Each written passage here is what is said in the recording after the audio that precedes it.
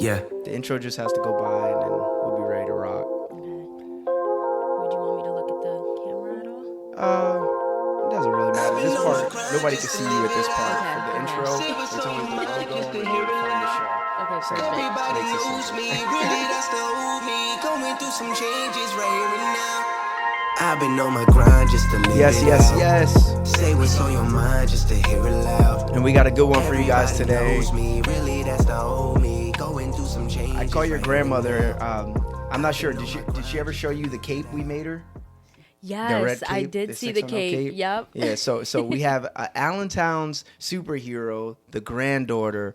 Ooh. Yes. So we are back with another episode of the Dope Individuals Only podcast. I'm Erik the host. I'm up here with another dope individual. Please introduce yourself. Hi, everyone. My name is Zaleeae Sierra. I'm a youth director at Promise Neighborhoods of the Lehigh Valley, and I am also a school board director for the Allentown Damn. School District. Aren't you the youngest school board member ever? I think just in the state, we're checking everywhere else right now, but so far I have PA down. I meant like for the city of Allentown. Oh, yes, absolutely. Youngest ever. And you're what, Youngest. 19? 20. 20. But you got elected when you were 19, correct? Yes. That's crazy, man. Why did you want to get into like, because it kind of is politics. It's not like politics, but it's politics nonetheless. What made you want to run and go try to be a school board member, especially at 19, 20 years old? Yeah, so everyone asks me that question because it is definitely something that people don't think of when you're younger, when you're in that college age range. You Yeah. know, this is a time to be Exploring. in college, getting your education, and I'm actually doing both. But I'm a person that's big on impact. And where can I make the most impact? So I have my focus groups that I host. I used to host them every Friday Okay. from 3 to 5 with middle and high schoolers, and we talk about healthy relationship, boundaries. We would learn about entrepreneurship, businesses, how to make money. Do you 'cause- guys like bring in like guest speakers and things like that for the kids? Yes. So we love having colleges over different organizations because, you know, being community centered, you got to bring in everybody into Yeah. the conversation. So bringing it back to that question, I saw, you know, being at my focus groups, a lot of our issues when it came to our schools especially was due to funding. It always comes down to money. Sorry, that's Yes. Jinx. He might rub up against your legs a couple times. I hope you're I not love allergic to it. cats. No, I'm okay. Yeah, Jinx. He might jump on this table. He's never done it, but he's looked like he's done it on the couch. He'll stand there like, Oh, I wait, love it. yeah. I love cats. Man, go. Get out of here. I hear you. Yeah, I'm talking about you. All right, I'm sorry. I cut you off because No, Jinx no came into the worries. mix. But yeah, as I said, I'm big on impact, and you know, when it comes to our funding, to be able to be part of that change and be part of those solutions as well, I had to join the school board. I realized that's where the position and power is to actually help allocate more funds for our students so they can Yeah. have those programs, so that they can have those extra resources that they need. Because I can be very impactful hosting my focus group, but I can be more impactful by being a person empowered to make those changes. Yeah, that's a fact. I remember when I ran for city council a couple years ago, Mm-hmm. one of the big things I wanted to do was try to help the schools. And then I got into like the field and they're like, hey, city council has nothing to do with the school board. Like, Yes. the school board for the city its of own Allentown, separate entity. it runs itself Yes. essentially. So if you got people in there that like are kind of disconnected from the life of Allentown kids, don't have their own kids in the Allentown school district, don't barely even live in the city of Allentown, more on the outskirts of like Bethlehem or Yes. Parkland area. You have people that are disconnected. I remember when I was running, there weren't a lot of people. There was only, I think, one school board member that had her children in the actual Allentown school district.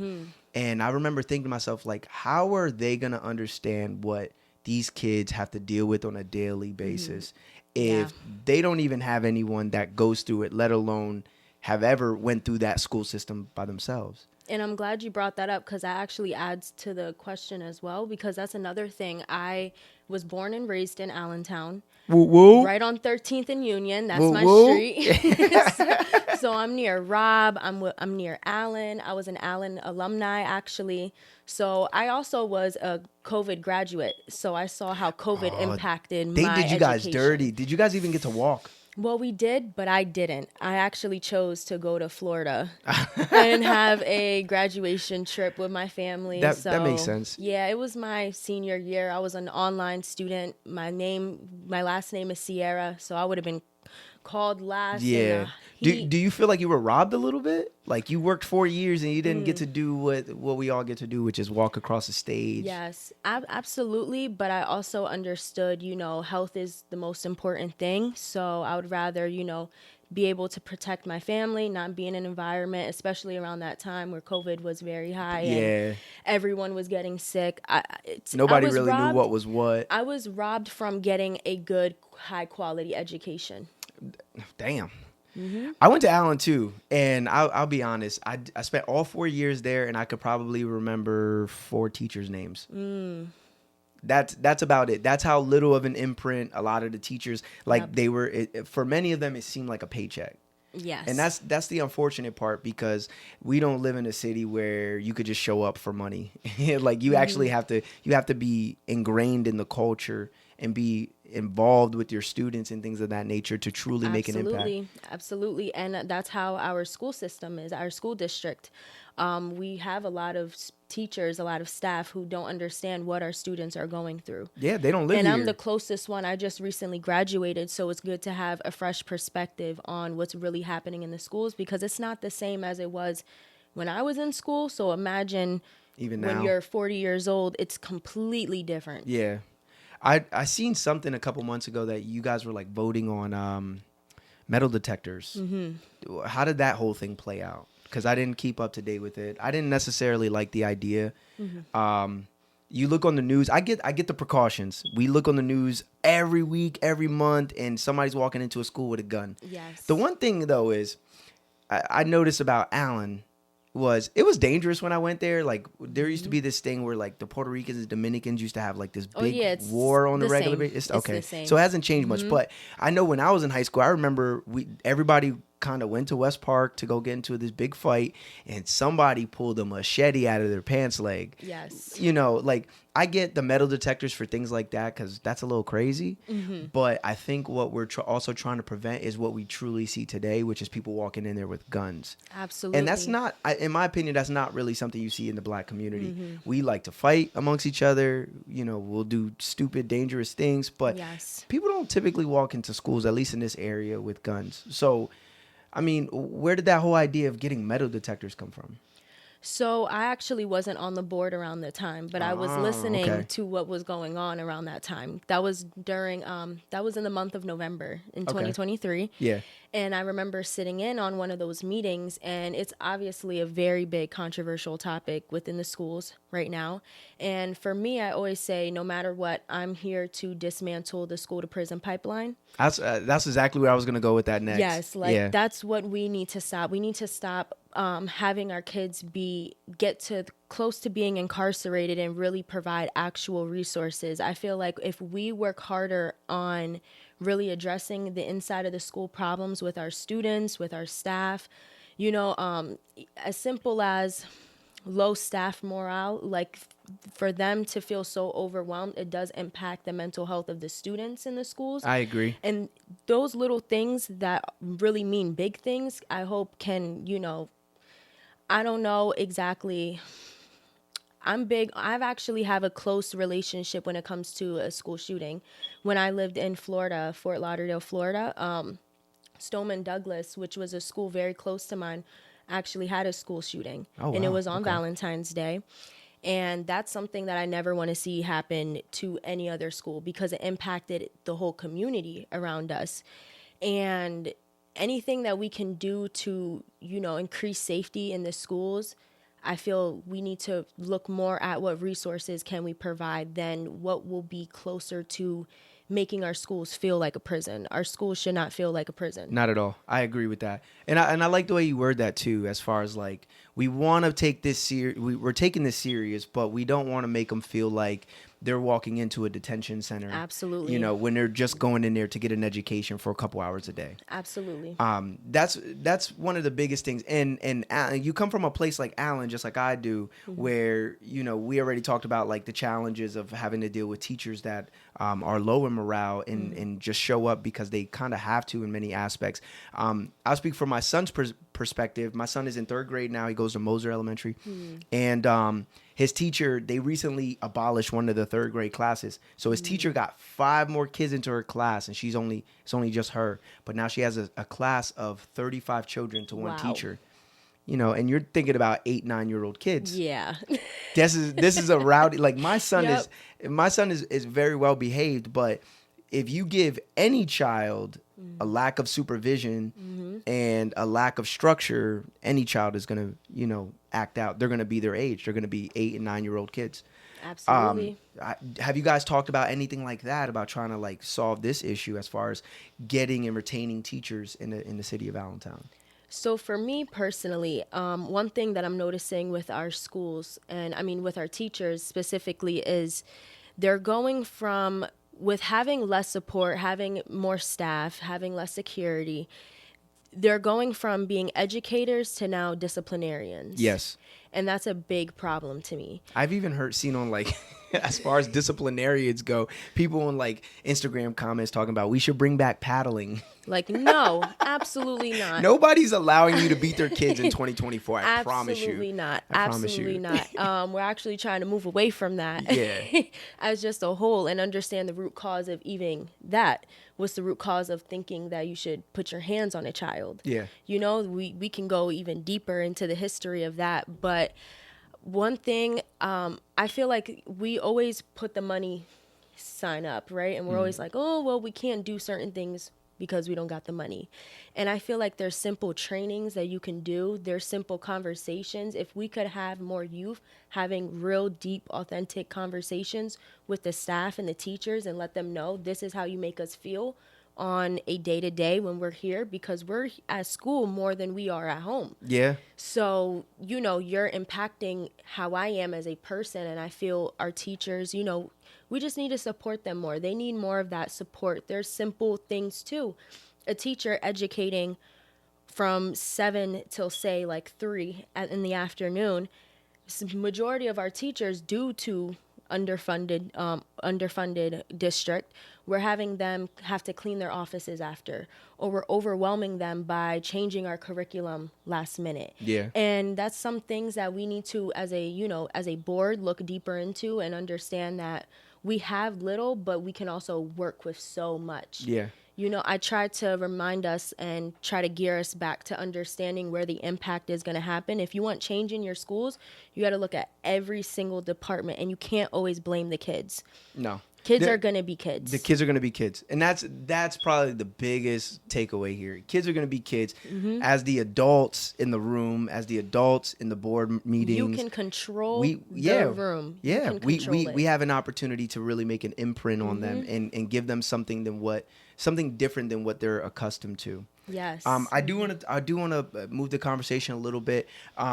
So when I was running back in 2020, at the time, like I said, there was only one person on the school board that had their children enrolled in the ASD. So there was a huge disconnect as far as what these kids need and what is being done to contribute to their needs.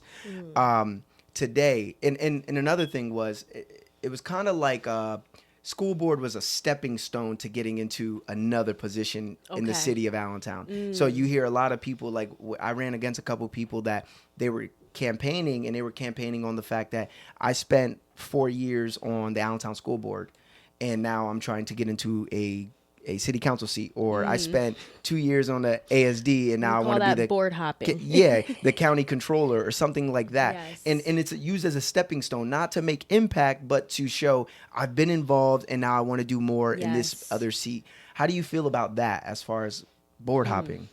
So honestly, that's something that I've actually talked about a lot during my campaign process.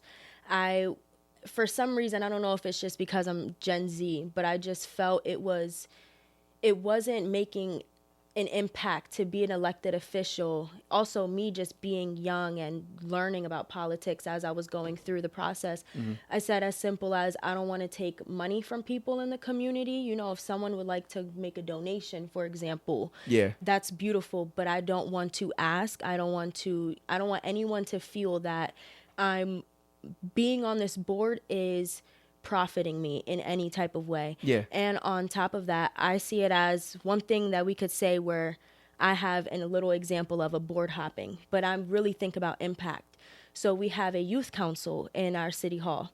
So our I didn't youth know that. council, yeah, so the meetings haven't been really running as much, but we had a youth council, and I was a president for this council for a good bit. And I realized, okay, you know, I have the ability to make the time and also advocate and go through these trainings, educate myself. I'm also always outside with the team, outreaching, asking the community, are you safe? What resources do you need? I say, if you're any elected official, if you're in any position of power, if you're not really doing the outside work of just being on your board, then yes, it absolutely will look like you're board hopping. And with our youth council, what I wanted to say was, I'm joining the school board so I can step out of that president position, have another youth be able to take that over, and me be hopefully a school board representative. So be able to collaborate with Yes, them to really collaborate to really bring their ideas to the board, because they're impacted the most when it comes to school. And I realized that, but a lot of our youth too, think about it, when you're in school, you are busy still. You have after school programs, maybe you have tutoring. You got little brothers and sisters Little you might brother have to and sisters contribute at home. into helping raise. Yes, a lot of our youth are grown adults at home, and some of them are like parents. Yeah.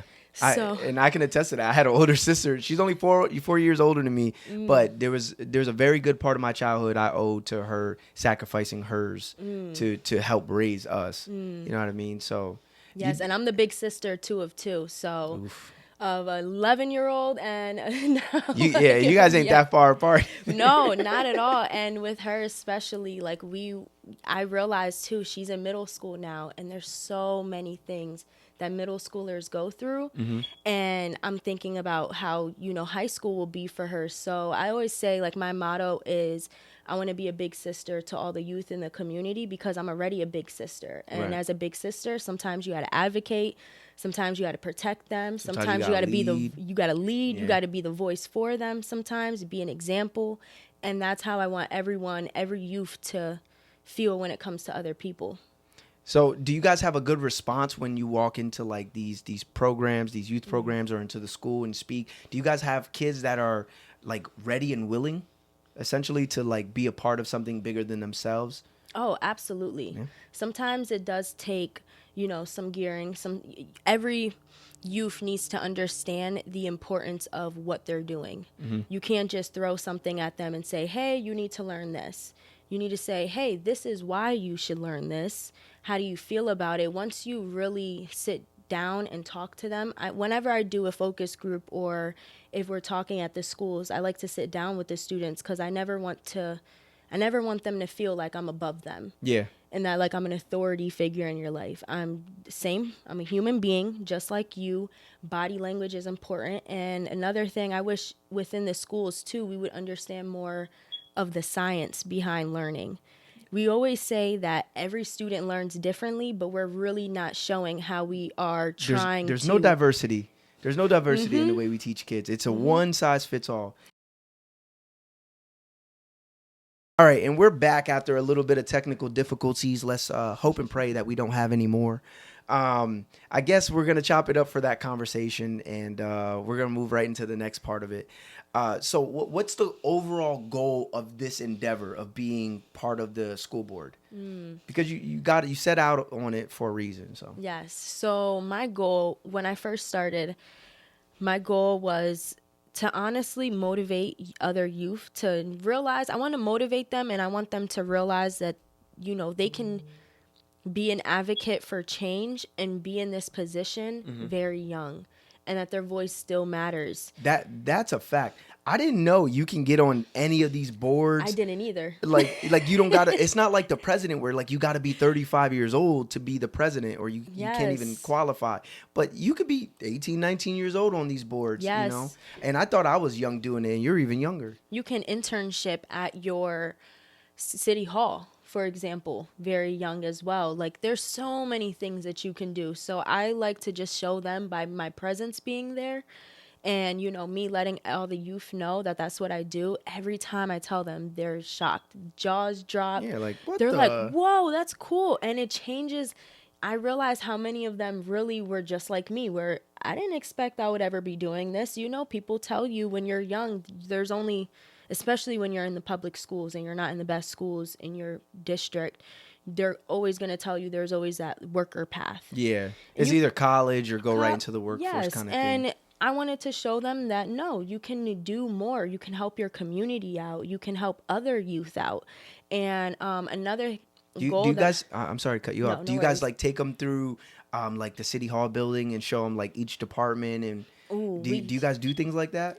So we haven't so far. I don't think so, but that's a great idea. We should do that. I think so. actually. Like you have them walk around and hey, this is the county controller, you know, and then Yes. let the kids ask them a couple questions and let them speak, like show them what they do for their jobs and things of that nature. I think it'll be a very inclusive thing, and then it'll also give them the scope that like this doesn't actually sound that complicated to do, you know. Maybe it'll make them Yes. want to be involved because a lot of these city jobs don't even require education. They just Seriously. require you to live within here and be over 18 years old and you can Yes. contribute to the city. Absolutely. Mhm. Yeah. I love the fact that you're so young and you're involved. When I was running, there weren't people even at the time. I think I was 24, 25. There was nobody 25 years old pretty much in that age range. The youngest person was Josh Siegel, Yes. who's now a state rep. But he's like a couple years older than me. He's like 3 years older than me. So he was young. He was the youngest at the time. But then myself and Natalie Santos come in, and it just shows you that it can be even younger. How do we get more people to want to be part of politics? Because we only know politics to be what we see on Fox and CNN, and it's ugly and it's Yes. dirty. Yes. How do we change that and encourage people that, hey, if you don't like what you see, you can be part of this and bring positivity into this? How do we do that? So I actually changed a couple of people's perspective on when it comes to politics, because a lot of youth would ask me, well, why do you join? And do you love politics? Did you do debate in school? And I'm like, no. I actually really don't like politics. I feel like it's something that really just separates people. But at the same time, that's exactly why I ran. Because I was like, I don't like this, and I want to show everybody that politics can be used in such a beautiful way and an impactful way. As long as the people who you're governing and who you're advocating for are at the forefront of what you do. I think so too. Absolutely. And that was the whole reason I wanted to get involved. I was like, you know, I every couple of years I vote, and the people that I vote for, they're not doing enough to change the lives of the many that live here in Allentown. And I'm one of those people who's like, I'll be honest, if you're gonna just complain about it, shut up. I don't want to hear it.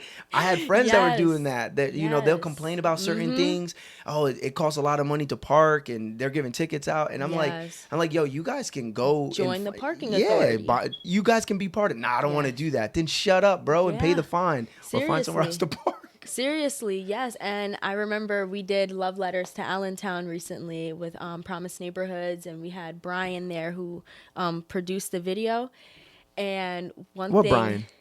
his name is Brian. I forgot his last name. I can't remember it right at this I like giving moment. shout outs on here. But Big shout yes. out to Promise Neighborhoods and all the work that they do. Yes. Yes, and Brian too for just that amazing video. Big shout out. Oh, chubby dude. No, he's not chubby. Oh, okay. Maybe I'm thinking of a different Brian. Like, no. Yeah. But he asked me, he was like, okay, well, what would you say to pretty much like the haters who, you know, are doing the same thing? They're complaining, but they're not actually trying to be part of it. And that's exactly what I said. Like, listen, if you want change, you got to sometimes be that change. Exactly. And it's hard work, but you just have to have a heart. Honestly, you don't have to be, with a master's degree. There are simple things that you can do to help your community. And as long as you are genuine in everything that you do, then it'll be a success. Yeah, everything will fall into place. And there's a lot more. The one thing I realized too is when you get involved with something or you create something, people want to be involved with things like that. Yes. Sometimes it takes a little bit for people to show up, but people want to be involved in something that they think is going to bring positive change to them or to their community, to their family, whatever. So that's one thing I always tell people, like when they come up here. I've had people come up here and they're like, oh, I want to start a podcast. I'm like, well, you can see it don't take much. You know what I mean? And they're like, well, I don't know who's going to listen. I didn't know who was going to listen either.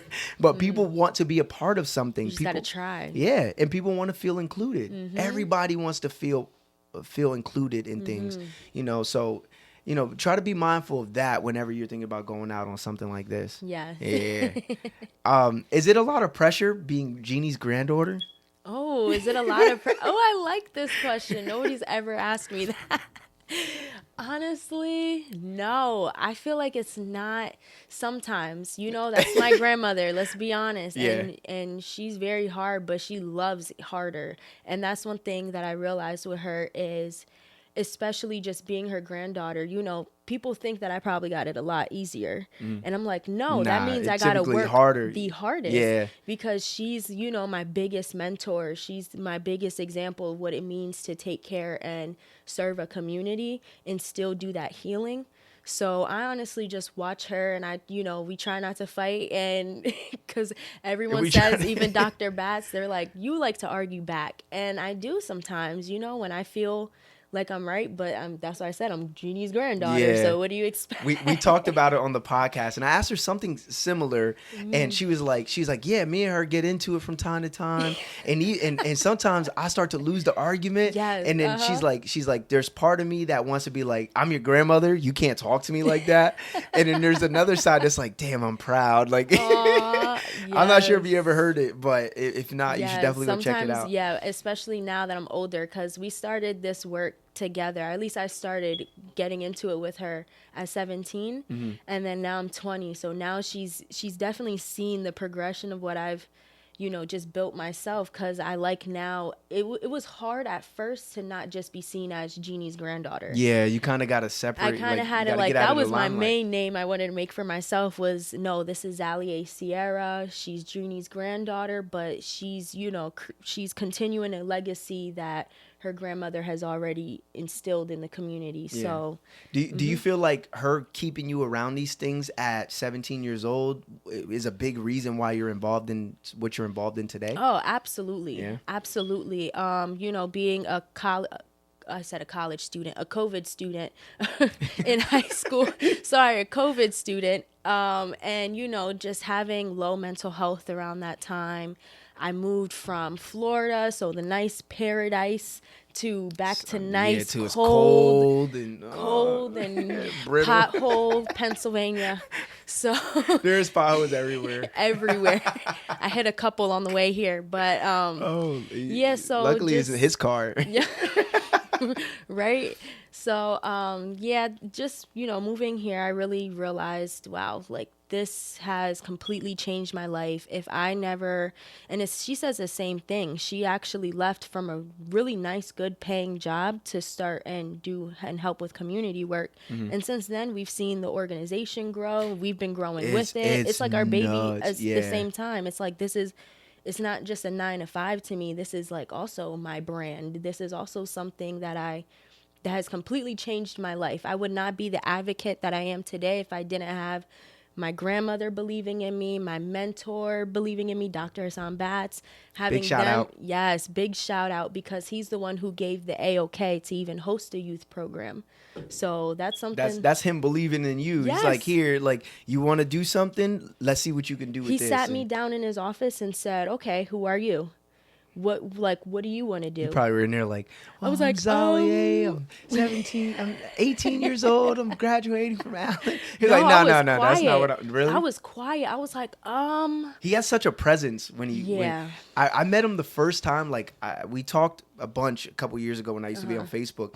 But one day I was hiking a trail that I love to do on the south side, and there's this big black dude. It's wet out, it's muddy, the rain is still coming down the streams, and he's like, "Excuse me," and he's pedaling on his bike across this little wooden bridge. I look at Diana. I'm like, I think that's Dr. Bass.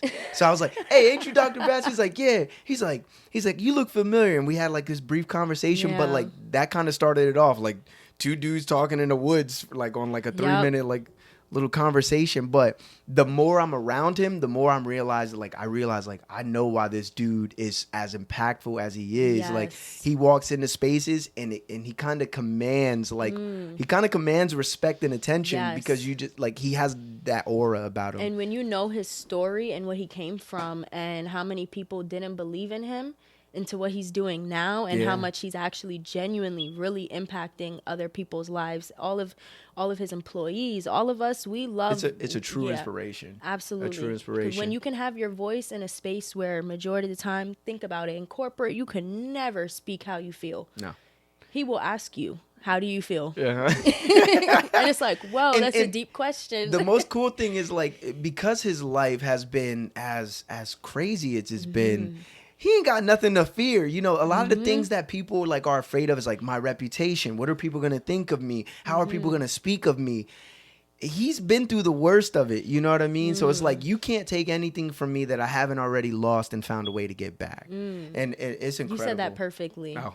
Yeah, you said that perfectly. That's kind of how I think of him. Like, Yeah. I can't wait till I can get him up on this podcast. I told, because I had Jeannie up here already. Yes. I was like, the next one, I want to have the two of them up there. That would be and, great. And have like a 3-way dialogue. I think it'll be And really they're cool. funny. They're funnier than They me. are. They I make get- their jokes all the time. I get a side of people that a lot of people aren't privy to. You know what I Yep. mean? Certain people like that do not curse in the public eye. They feel comfortable enough to curse around me. You know what I'm saying? And be like a teenager again. Like your grandmother's like that. Like a lot of people ain't gonna see.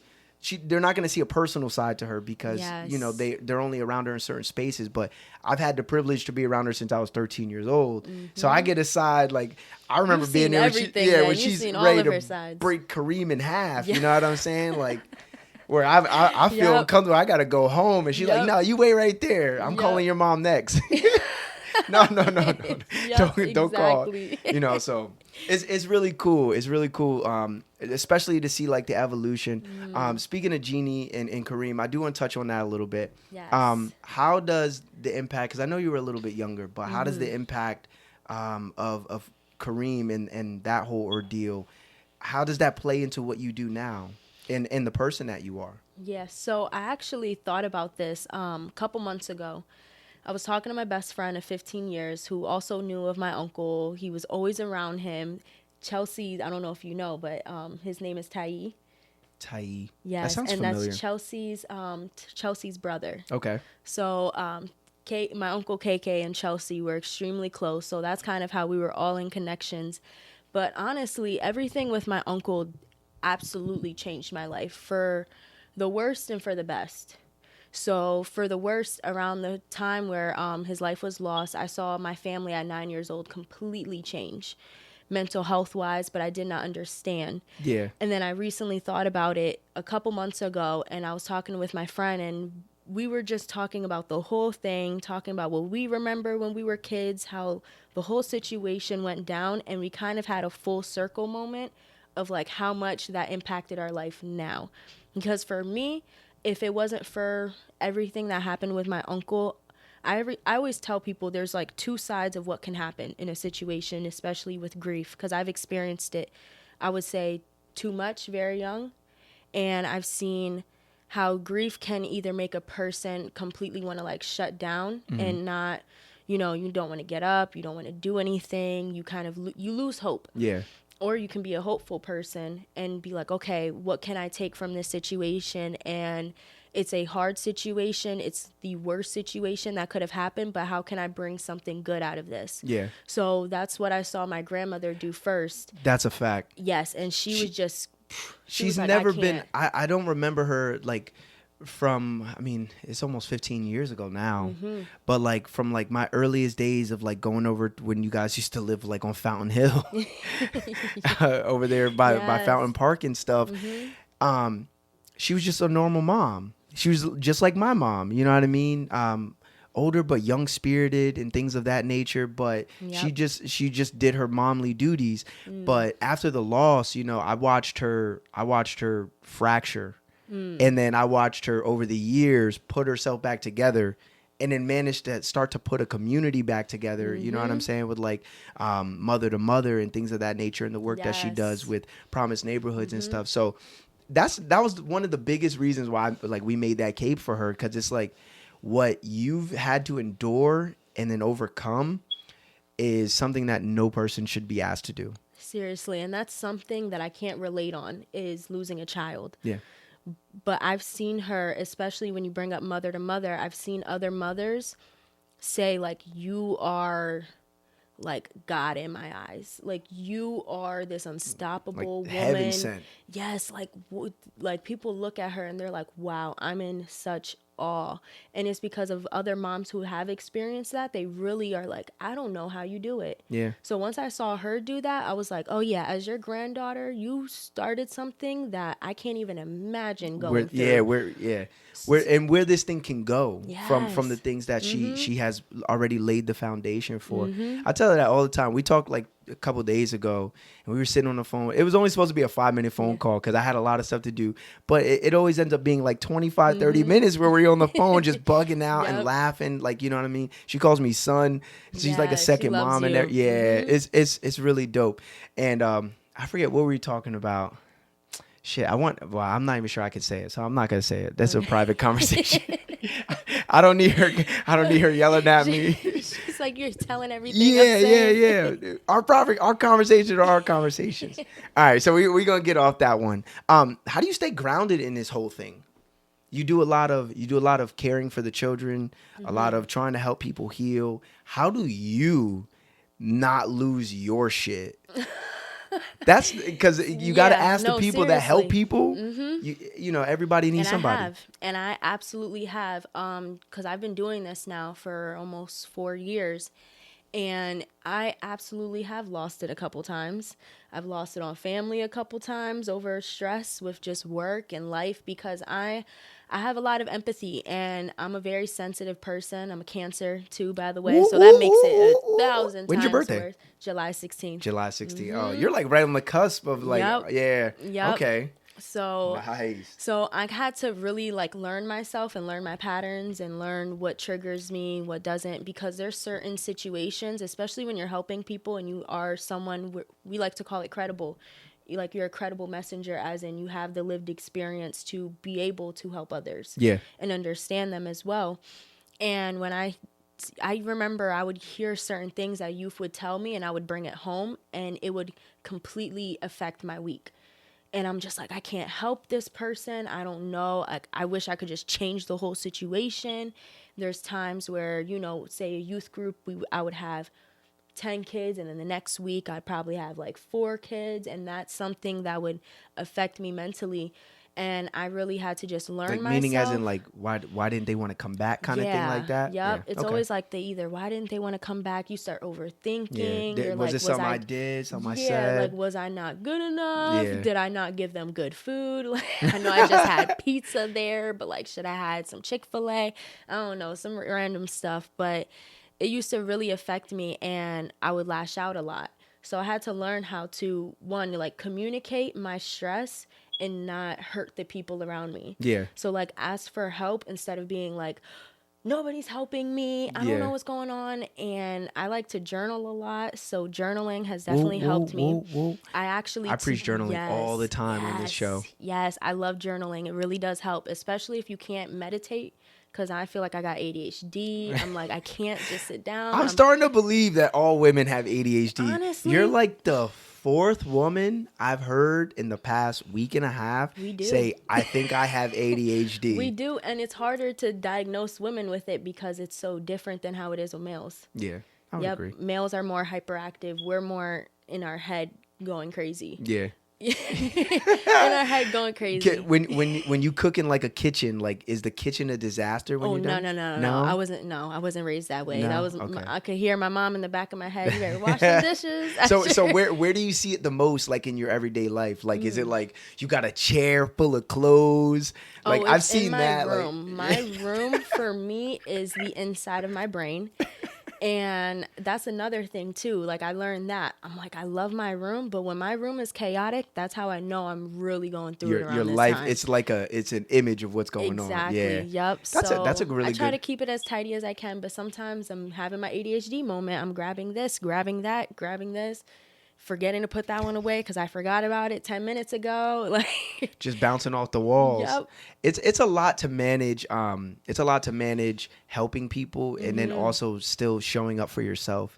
And then being young on top of it Yeah. too. People forget sometimes that Developmentally, your brain I'm isn't like, even there all the still way learning. yet. Yeah. Like I'm still learning time management, especially growing up in our public schools. Think about it. They They didn't teach me the rarely stuff that I any really needed to skills. know. Yeah, really That's how it rarely any skills that Yeah. were applicable. I honestly, I was saying this to somebody yesterday. Like, I think after 8th grade, you can pretty much be done with school. Realistically, you learn how to read, write, comprehend, literacy. You know how to handle basic math equations like algebra. Yeah. You got a little bit of social science in there, social studies, so you know like how the government works to some degree. Yeah, and you things know like your branches. yeah, and then when you get to high school, it's kind of just like high school is essentially, in my opinion, just preparing you for college. But not everybody goes to college, and not Yeah. everybody's interested in college. Yeah, so it just should prepare you for. That's why I say with my youth high schoolers, I teach them adulthood and career readiness. Yeah. Because adulthood and career, like, what if they don't, there's certain skills that kids need to know. They need to learn How do to you cook. write a check? How do you cook? Yeah. That's one How- thing how my you cook? generation right now, we're really bad with. We do not know how to cook. There's my too God. many 20-year-olds that don't know how to cook, don't know how to clean. You know Little random another thing things. that threw me off the loop, threw me for a loop. A lot of people don't know how to do their own laundry. Yeah, that's another one. What? Yo, my mom did not play no games. As I said, me neither. Yeah, I was raised in a Black and Asian culture raised household. Yeah. That's how it was for me. What a mix. Yeah. What a mix. The two strictest cultures. Yeah, and they crazy sometimes. They crazy sometimes. Yeah. Nah, I think it's really dope, all the work that you're doing. And I love to ask that question, like how are you maintaining your own mental health while still being a beacon of light for other people? Because so many times caretakers get so used to caretaking and they stop taking care of themselves. And I'm guilty of that. Like how you said, like I would blow up like at the wrong people, and it's just Yeah. solely because I'm going through a lot, and it feels like nobody's asking me, do they care? nobody's listening, Yeah, nobody's nobody's- listening. And I'm going through this by myself. When in all reality, we gotta put on that face so we can be there for people. But it's all right to let people know we need a help too. My biggest, I would say, my real biggest self-care thing that I do is my room has always been my safe space. That's my time where I can just be myself.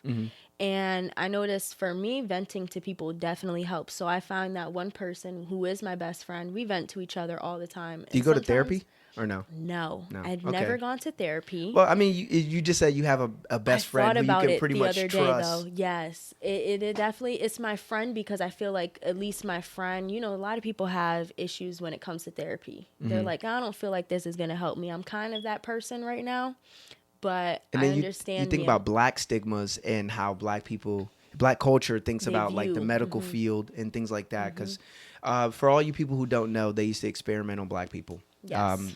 Unknowingly, and then lied to people, and then didn't help them and give them the proper care to solve like the syphilis experiments. Absolutely. You know what I mean? So They said black women handle pregnancy pain differently or easier. they're making black women pop out kids and selling them off and things like that. Yes. And it's there's a really deep dark history amongst black culture. That's why I say educate yourself. Yeah. Really look deeper into everything. Don't skim stuff.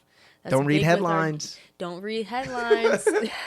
The headlines are so misleading, so Yeah. misleading. And typically within the first 2 paragraphs, you can actually figure out what the headline is really about. And typically it does not connect. It's just something to get you to click. So Exactly. Don't fall for the traps. It's a smart business move. If you're a journalist, of course, I need a nice headline that's going to attract whoever I need, whatever specific audience to read this, and it's all a little money Outrage game. marketing. Yep, outrage Yeah. marketing.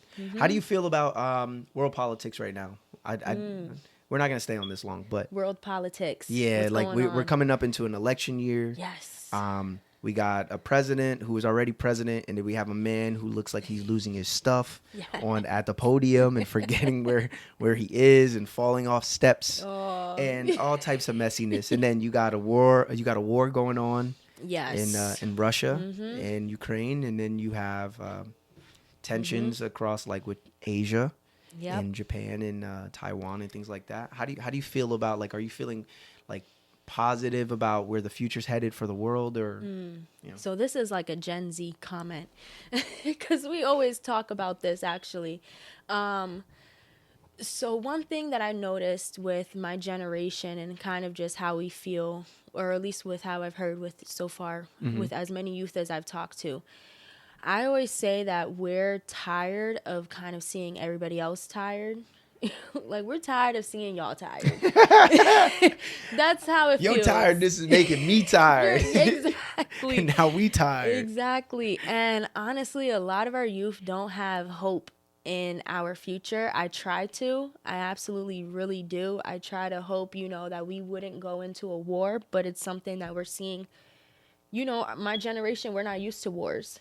No. So we're not at all. We've never, been even close to a war. We're like, oh, that's something that we learn in history and that's it. But now we're kind of hitting a point where with social media and everything being exposed, and we're able to see videos, and we're able to, Facebook is the worst. That's why I got off Facebook. I got off Facebook back in 2020. Facebook is the worst when it comes to the news and what you see, because everything is so explicit, and I feel like it's just too raw. And that's why we're dealing with a desensitized generation. For me personally, I feel like, especially when it comes to outside of our country, it's harder for me to really focus, and like, I can have empathy towards that situation, but it's hard for me to focus because I don't feel like I have power to even change that situation. It's like a disconnect. Yeah, there's such a big disconnect. And then with so much going on here, especially when you're in politics now, you start looking at all the problems going on with our country, and it's like, whoa, where do we start? This is overwhelming. Yeah. Where do we start? That's why, I say, listen, I can only right now with the mental capacity focus on one board at a time. And, I still personally will always tell people, always educate yourself. Especially if you're voting is important, but learn who you're voting for. Yeah. Because it's so simple. There's so many other positions in the country. People don't realize how even the people that you pick for your judges is so important. Like, people don't realize those things when it comes to politics. And I think the judges, like, when they vote for like the citywide stuff, I think they stay on there for like 6 years. A lot of the positions are like 2 years to 4 year terms. Yes. The judges stay there for 6 though. So if you get a judge that likes to make an example out of people for frivolous things, yes, you could be SOL. Like, and it's crazy. And another thing is like magistrate judges. Yes. Like, a lot of people don't know, you could be a magistrate judge and not have to go to law school for it. You have to go through a training to be a magistrate judge, which handles like a lot of the smaller cases and things like that. So if you really want to make like an impact and you feel like you're mature enough to do it, go register to be a magistrate judge. So do the many training. boards you can join. Yeah, being part of committees. I recently got connected. Shout out to Inez Santiago. She connected me with a woman named Megan. I don't want to say her last name, put all her business out there, but I ended up getting on a grant board, and it was I know who you're talking about. For early childhood education. Yes. And I remember I was doing like we're reviewing all these applications to figure out who's getting what money and how much are they getting, if any. And I was doing I got 4 of them. I did 3 of them, and I remember thinking to myself, like, I'm really 28 years old with 3 kids, and I'm sitting on a committee board and I run a podcast, and I'm also a musician. Yes. And like I started what going I through love. it, and but Yes. it scared the hell out of me because inside I don't feel like this person. I don't feel like, I still feel like a little kid in many aspects. Like We always are. I was just saying this yesterday. We're always our 7-year-old self. We're always our 8-year-old, 10-year-old, it 12. be like that. We just get older. But Yeah. we're always still that younger version of us, no matter what. I think it shows up in like especially the most like emotionally. Like the other day, I got into like a little tiff with my wife, and I do like a tantrum. Like it's what I would consider a tantrum, but I was doing it, and I remember walking up the steps because I'm pissed off. I'm like, I'm gonna go get some fresh air. And I remember thinking to myself as I'm walking up the steps, you act like a damn child just now. And like, and I couldn't. Tantrum. Yeah, I do a tantrum, like knocking stuff over, and but like it. And I went to therapy a couple days later. And I'm like, I don't know why I act like that. And then, and I'm sitting there thinking to myself, like, yo, I sometimes I feel like I'm 28. I'm very mature. I would say, but there's still that 7-year-old, 8-year-old boy shows up every once in a while, and it's like. Yep. This is actually some growing to crazy do. that we're talking about this, because I was literally talking about this yesterday because my friend was telling me, he was saying along the lines of, I don't like when I'm angry. I feel like that's the evil side of me. And I told him, I was like, I think that's actually the protective side of you, because that's your younger self feeling like someone is attacking your character. Someone is not listening to you. They're invalidating you. And all those emotions are just now, it's like if you have a older, like for me, I say I have an older sister and like the younger sister side of me, inside of me. So my younger self is like, guys, listen to me. I want to be heard. I want you guys to, validate me when I need this. And then my older side is like, you're not going to play around with her. Yeah. You're going to listen to her. Nip this in the bud. You're going, yes. And that's the more stern, more strict side, because it's your protective side. Yeah. That's where like the inner child work comes from. I do that, like especially like with the journaling. Sometimes I'll find prompts and things like that and try to work through things if I catch them in the moment. Like the other day, having my little tantrum and then being able to work through it. Like, okay, well this, I don't know when it happened, but I think this is what upset me because this is where the conversation took a turn for the worse. And then I get to kind of like start pulling back the layers on that and stuff. Can you speak to mental health for just a little bit? I know we touched on it kind of, but, the importance of mental health, some tips on managing mental health and things like that. So I like to say that my mental health it's not perfect, but I'm in that healing stage with a lot of things. And I tie that all to spirituality. So I'm not religious, but I did grow up Buddhist. And it made me look into meditation. That's why I started journaling more, because I'm learning about shadow work. And that's like, the shadow work is like subconscious, digging in all the, like going deep, diving into yourself and all the ugliest sides of yourself. And it's petrifying. It is terrifying. It's terrifying. Because you're like, how could anybody like this person? I don't even like this person. Yes, you learn about ego. Yeah. Ego is a really big thing. And so I would say what at least saved my mental health was diving deeper into spirituality and becoming more self-aware within myself. Do you pray? I don't pray. Okay. I don't pray, but I don't know. That's why I say my room is my safe space, because I feel that's where I do the most spiritual work, you know? And I feel like praying for some people could be meditation and just listening to yourself, listening to your thoughts, really diving deep, doing that, assessment. But I grew up around prayer too. And I feel like no matter what, we all need something to believe in to be a better person. For some people, it's absolutely going to be religion, and bam, they can go to that and it's going to make them be a good person. They need that. And then some people, it's, going to a Buddha temple and going and grabbing your incense and going to Buddha and praying that way. And then for some people, it's just, okay, I'm on my journey of learning myself. No matter what, it's always a spiritual journey for anyone. Yeah. And I would say another thing that kind of helped me with mental health, or actually, let me talk about the importance of mental health. If you're not good mentally, you cannot expect to grow. You can't expect to grow. Yep. And Snap on that. seriously. And I've noticed a lot of people, once you are on that journey, like I've seen a lot of my family, a lot of them are unhealed in their own ways, but that's just because, you know, some people in the family are the generational curse breakers, and then some people, it takes the generational curse breakers to like inspire them to change their do life. more, yeah. To change or to think, to have a new perspective. Do you with feel like things. you're that? Oh, absolutely. Why do you think that? Absolutely. It first started with I haven't had a teen pregnancy or anything, so that's the first thing. Yes, I want to pat myself on the back too, because right. yeah, I graduated high school with no kids. Yes, see, and that's one thing that I saw, especially with the women in our family. They were having kids really young. Yeah. And that's not saying that you're a bad person for doing that, but that's saying that I now understand how many challenges that put on you being a youth and now having to be a mother. Yeah. So like I don't want to experience that. raising a child while you're still trying to grow up yourself. I'm still trying to find myself. I would not want kids right now. And I'm 20 years old. I'm probably going to wait till hopefully I'm 28. I say 25. I say 25 is a really good age, in my opinion. 25 to 28 is like a good age range for me. But I'm saying like 28 or whatever. The more time you give it, you're only going to be a little bit more seasoned. The only thing I would say is I say 25 because I think it's a good age of like mature wise. You're not like too serious, but you also got it together mentally in many cases. And then financial stability, but you're also young enough to hang with them because these kids will wear you the out.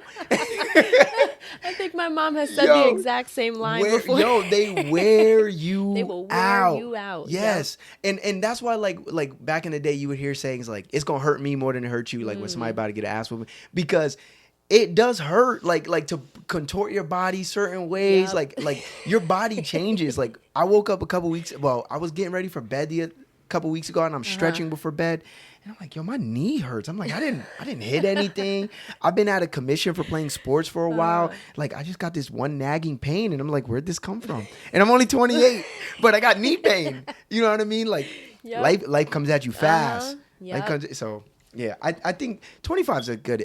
28 is a good age. I think 25 is a good age too. That's why I like mental health's important, but also health is important. Yes, taking care of your body. Do yoga, stretch while you're young. Move, just That's what move. I'm learning. Just move Move your around, body. Be in the sun. Yes. Mm-hmm. Last night I was working on some music, and I like to work outside. And I was like, you know what? Let me just take my shoes off. Now the ground was freezing, but it felt so good, like just to like have my feet on the ground. Like we walk around in sandals and sneakers all day. So yeah. That's why I used to love the beach, because I just love the idea of let me take my shoes off and just run. I don't like the sand. Like I don't like how it gets into everything. But the beach is my favorite place. Like I told my wife, like when I go, whenever that is, take me to Africa and sprinkle me along the beach. Oh, I love that. Yep. Yeah. Send me back to the motherland. Beautiful. Yeah, I love the beach. It's beautiful. Have you ever been to the beach at night? Yeah. That's my favorite time. Virginia and South Carolina. Those are two beaches that I've seen at night. Ocean is scary though. It is, because you can't see the bottom. Yeah, I don't like the ocean. You ever I just like the aesthetic. You ever go like snorkeling and like you ever I do want snorkeling? to. No, I would. We went snorkeling one time in Dominican Republic when we got married. And like you know, we're by the coral reefs and everything. It's all real nice, but the water's pretty shallow. Like you can stand in it. And he takes us like 20 yards away from like these. It's like they got these huts that are in the middle of the ocean, and but they're like on like these top of sand dunes. Like nature made these things, and they just put huts there to serve food and drinks. And he's like, "All right, come with me." The instructor's taking us out like 30 yards away from the huts, and I put my head in the water. And there's this drop off, like it was like a cliff where you could see the coral reefs, and then you looked over this cliff, and it just turned black. That's further terrifying. It scared the shit out of me. I turned around, and I'm a great swimmer. I'm an excellent. I tell people I'm part fish. Scared the living shit out of me. I think of those videos where like the big creature comes up, the mouth comes up. No, I don't want to be nobody's food. Like no, I don't know what's down there. You guys don't know what's down there. Leave me out of it. We're not gonna figure it out. And I mean, maybe one day, maybe like if I do it again at some point, I'll have the stones to do it. But for the first time, I've never seen a drop off so large, and just like you literally, it turned to blackness and it threw me off. Yeah. And like in Dominican Republic, on this place called Paradise Island, it really does look like a paradise. Like it looks like something out of a commercial.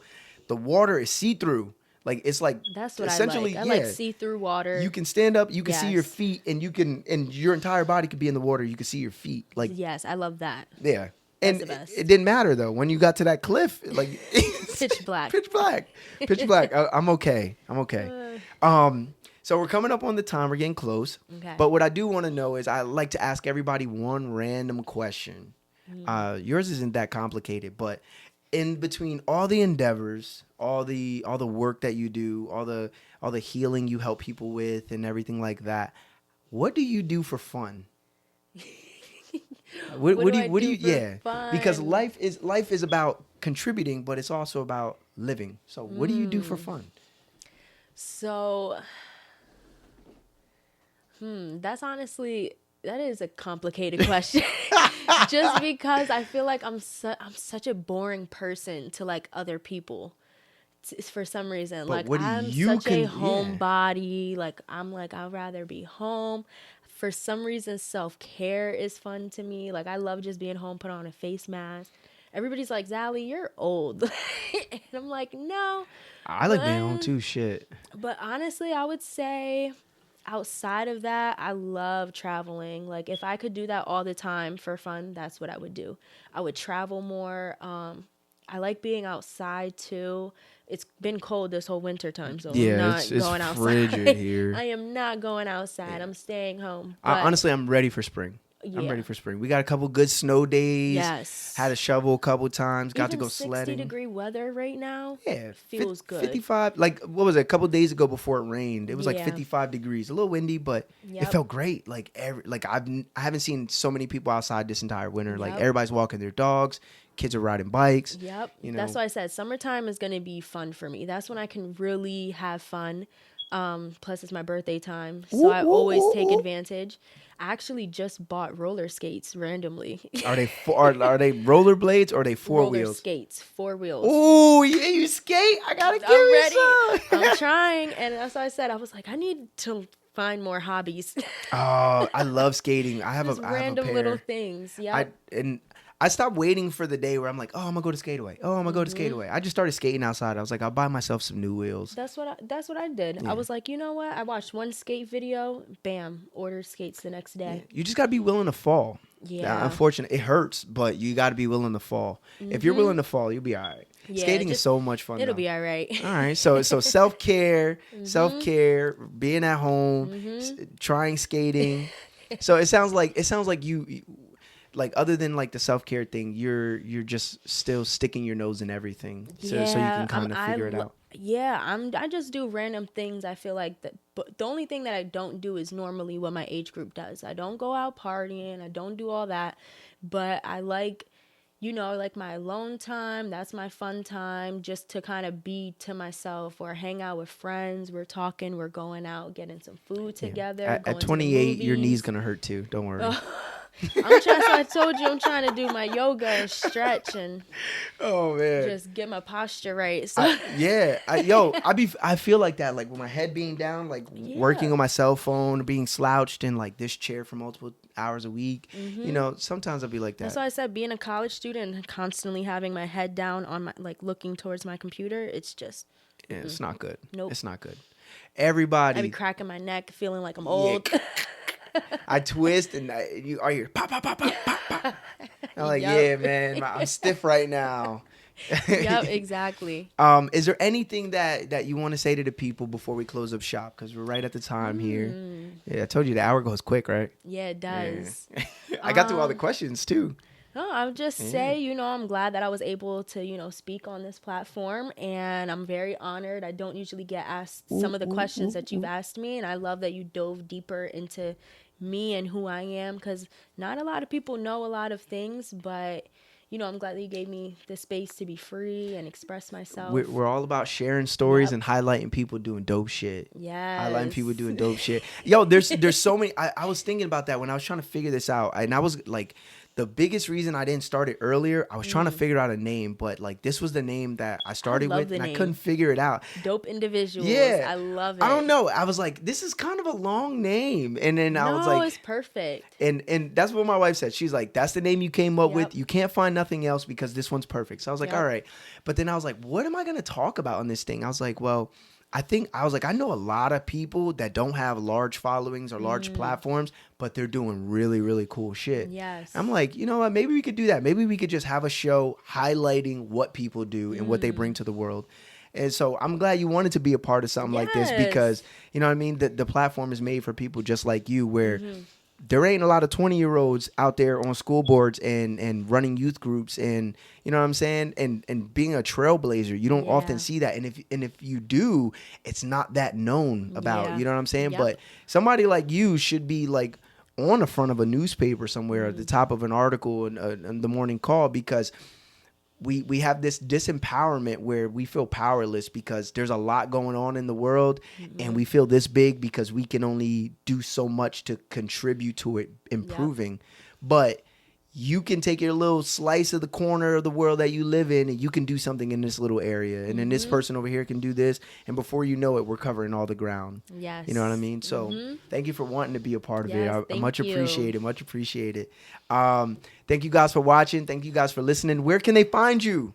Yes. Let them know where they can find you. So you can find me on Facebook as Zaleeae Sierra. If you want to look at anything that I'm doing youth-wise, you can look at our school board pages, or you can also go on Promise Neighborhoods of the Lehigh Valley, or at We Are PNLV on Instagram. Get involved. Get involved. There's some dope people doing a whole lot of dope stuff, making the world a better place. And there's a lot of adults where, you know, they might be a little too far gone until they do some inner work. But the youth, the doors are wide open for these guys. We got an opportunity to change, to truly change the future. And we can do it one child at a time. You know what I mean? So don't ever take the role that you have lightly. Continue to push love into the world. You know what I mean? Yes. And do what you can. And it takes a village. Yes. So it takes all of us. Yes. We all have to contribute. We all got a role to play. Thank you guys for watching. Thank you guys for listening. I'll make sure all the links for this one over here is in the description below. Make sure you follow, share this episode with somebody, pass it on. A whole lot of dope stuff. If you're interested in coming up on the show to share your story, your expertise, what you do, what you contribute to the world, please hit me up. You know what I mean? That's what this is all about. Thank you guys for watching. Thank you guys for listening. Shoot for the moon. If you miss, you're still amongst the stars. Peace. Going through some changes right here and now. I've been on my grind just to live it out. Say what's on your mind just to hear it loud. Everybody knows me, really that's the old me. Going through some changes right here and now. I've been on my grind just to live